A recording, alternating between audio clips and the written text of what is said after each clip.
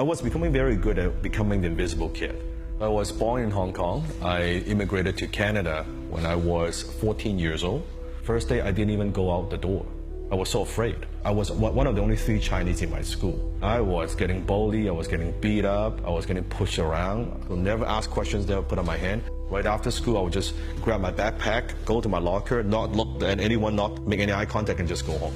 Shortly after that, my mom and dad got divorced when I was 16 years old. One day when I came home from school, my mom was staying in the bedroom, but she was talking on the phone with somebody.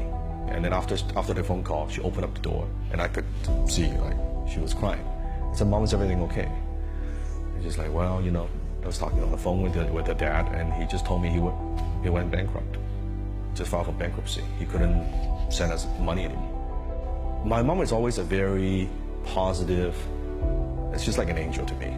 But that's the first time in my entire life that I looked at my mom now in a country where she doesn't speak the language, son doesn't kind of going through high school. Her face, the hopelessness. I said, I don't care what effort it takes, I never want to see that again. I had no father figure, I had no role model. My father, quote unquote father figure, was when it was late night, I was watching a Bruce Lee movie. It was Way of the Dragon, where he fought Chuck Norris. And he was a guy who couldn't speak English, went to Rome and got criticized, and then suddenly he was kicking ass and protecting people, so he became my hero. In a way, virtually he became that father figure I never had, that strong, muscular, strong, like kick-ass kung fu master, right? Right after that, near my house there was a karate school, so I signed up for the karate school. That gave me the confidence, that gave me courage. And then from there, I just made a commitment, whatever it takes. I don't need my dad. I'll be the man of the family. I'll take care of my mom. So that's when I started thinking about, okay, how can I do something to make some money? And I was mowing lawns for people. I was delivering, paper, anything that would make a buck. Really, I was trying all kinds of business ideas. And then afterwards, I started my own one-man advertising agency. And that was my first taste of success. Was being able to provide for my mom.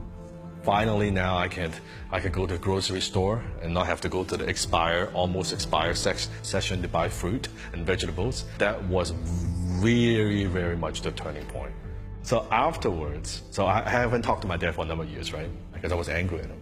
Until I had matured a little bit, then I call him and then we talk about what happened. And he could see me, doing very well. I was making about $10,000 a month as a young guy, 6-figure a year. I knew he was just getting by, and he was worrying about a place to live. So at that time, I went back to Hong Kong, and I was walking down the street, the city in Hong Kong. We stopped.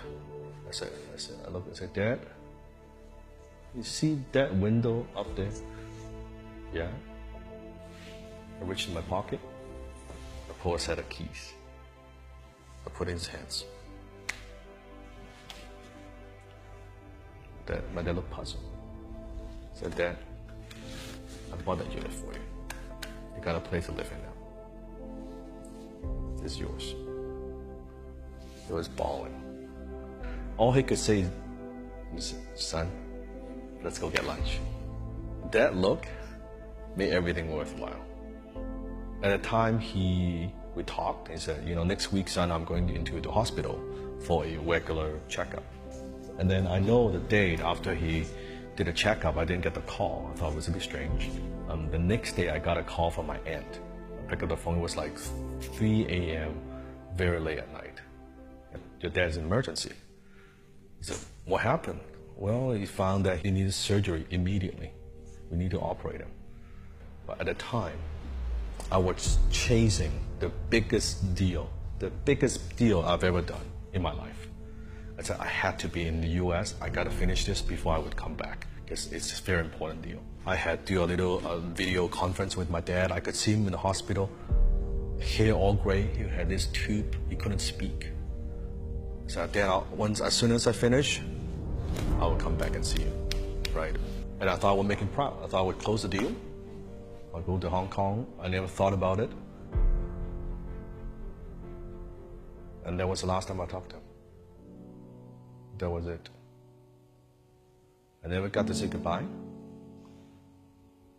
I never got to say anything. It's the biggest regret. It's truly the biggest regret.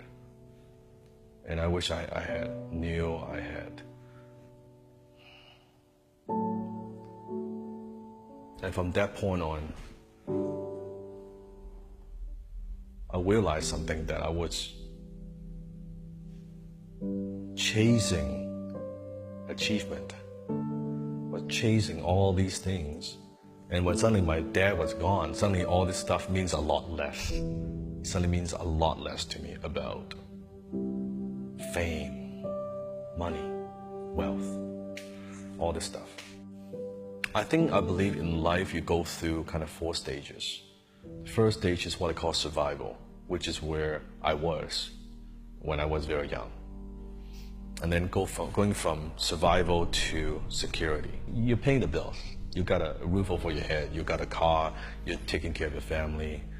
And then a percentage of the people would move to what I call stage 3, which is success.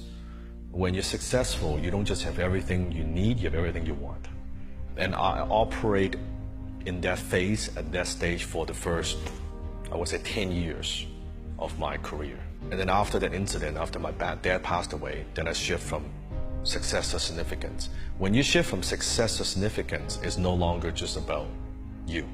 It's no longer just about, hey, here's what I want. Here's what I want to have. Here's what I want to own. From a poor immigrant boy who couldn't speak a word of English, now my work is impacting people in 100 countries. It sounds so cliche, but it is. What's your legacy? What's your impact? What do you want to leave behind? What do you want to be known for after you're gone? Our society, we don't take the time to just slow down a bit to be grateful and find the little things to be grateful. The people around me, my family, my friends, my team, my students, every little thing. All the tragedy, all the mistakes, all the headaches, all the hardship. You might not like it, you would probably hate it, but you will look back and that would be the greatest thing that ever happened to you. All depends on how you interpret it. And that's why people, they keep chasing and chasing and chasing the next thing. They're never happy. If you're not grateful with what you have, you're not going to be grateful even you have more. So I say it's be grateful with what you have while you strive for more.